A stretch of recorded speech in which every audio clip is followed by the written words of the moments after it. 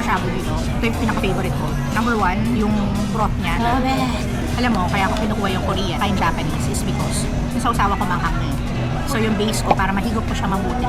Gusto ko ng light lang, yung broth lang talaga, na walang anghang. Kasi yung mga dinidip ko maanghang. Sarap. No? Sausaw natin dito. Then,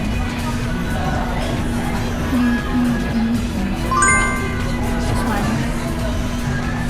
Sausaw. Sarap.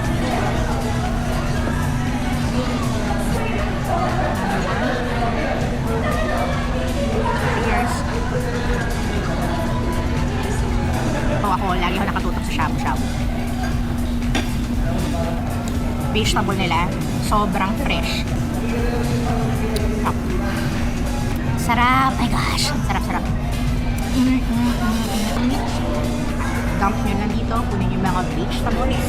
Like this one. Then,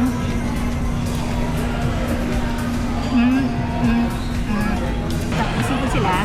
So, ito kasama na doon sa binayaran namin. Sa balls nila. Balls. Favorite ko to. For me, masarap sa akin. Sa lahat. Simple lang siya. Walang masyadong magarbong, napakadaming hindi mo alam kung anong pipiliin mo. Nakaka-addict na rin yung promo. I love it. Naka-promo sila ngayon. 11 to 4 p.m. So, imbis na magbabayad ka ng 699, 499 na lang.